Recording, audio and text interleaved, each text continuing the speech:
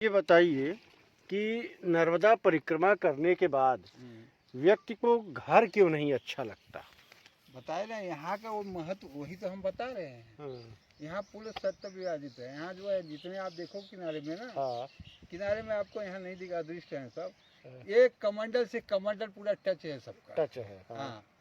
कहीं अभी मैंने गया था नर्मदा परिक्रमा कर रहे थे एक जगह, तो वहाँ पे मैंने अनुष्ठान करने की मेरी इच्छा हो गई। तो वहाँ जंगल में अभी क्या अनुष्ठान तो करना है, मेरे पास सामान सब था।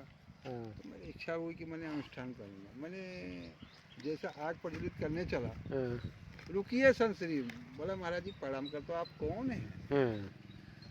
बोले आप यहाँ पर यहाँ जो है अनुष्ठान न करो, थोड़ा सा आगे पीछे करिए। बोला ठीक है महाराज जी, आप प्रणाम करता हूँ। आप हैं कौन? बोले मैं ऋषि हूँ, मैं सतयुगों से बैठा हूँ। सतयुग से दो चार ऋषि हैं, दो सतयुग से दो त्रेता से बैठे हुए हम हैं। चौहटी है, नर्मदा पुराण में चौहटी नाम है उसका।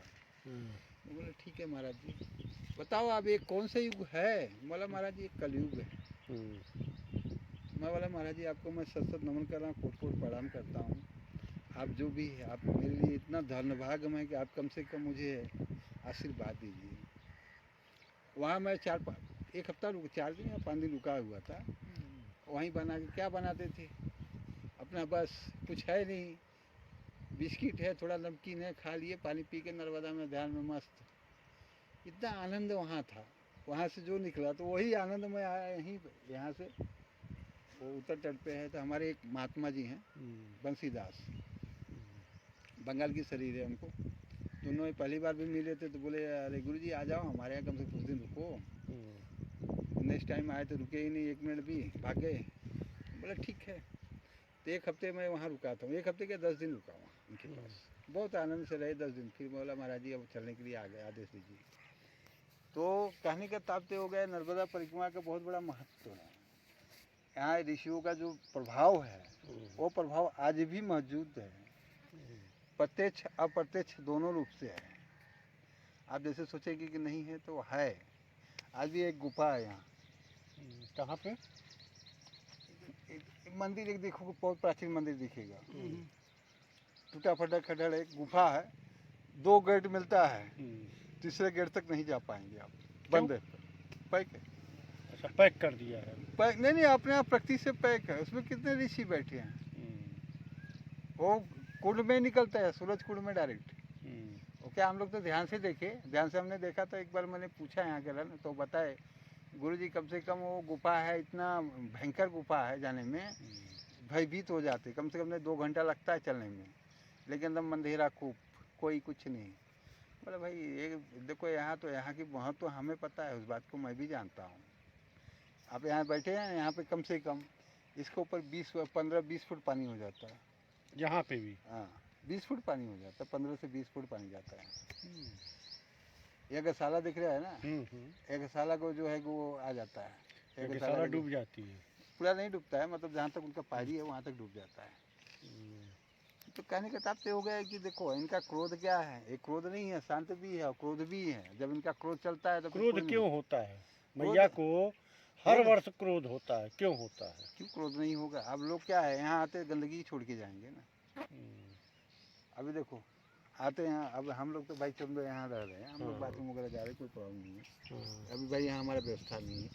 अब आते हैं लोग, दूर दूर से आते हैं, साले हागने को ही है। यहाँ सब लेटरिन पड़ी है, गंदगी। हाँ, गंदगी है ना। हाँ, आप बता रहे हैं ना। अब आएंगे लोग, अभी हम लोग तो यहाँ रह रहे भाई, यहाँ सुविधा हमें नहीं है। अब उन लोगों को तो घर द्वार से आते यही लेटरिन, एक नहीं जितने आएंगे सब ट्रैक्टर का भर भर के आते, सब वही करते। अब किसको पर यही माँ का क्रोध निकलता है। हाँ। लोकल के लोग हैं। हाँ, लोकल के लोग लोकल के लोग भी आते हैं तो वो माई को उतना भाव, माई का महत्व समझते नहीं हैं।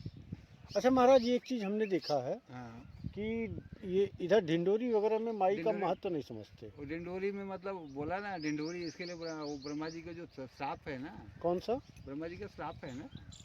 यहाँ से जाओगे ना, 40-50 किलो ब्रह्मा जी के 2 तपस्थल, वहाँ जो वो कौन सा राक्षस था ना, उसने तपस्या भंग किया ना ब्रह्मा जी का। अच्छा, वो स्थापित कर दिए, श्राप दिए हैं। तो श्राप होने के नाते उधर इसके लिए देखते हैं ना, पूरा पत्थर ही, वहाँ कुछ होता नहीं है। हाँ, वही श्राप है। अमरकंटक को भी श्राप है। अमरकंटक को क्या श्राप है? वो सबको नहीं ज्ञान से देखेगा जो वही जानता है। अब हम लोगों को पता है। बताइए कुछ। वहाँ भी श्रापित थे। ये उदापात की वजह से ही श्राप दिए हैं। वहाँ भी श्रापित है। अमरकंटक में तो होता है बाबा।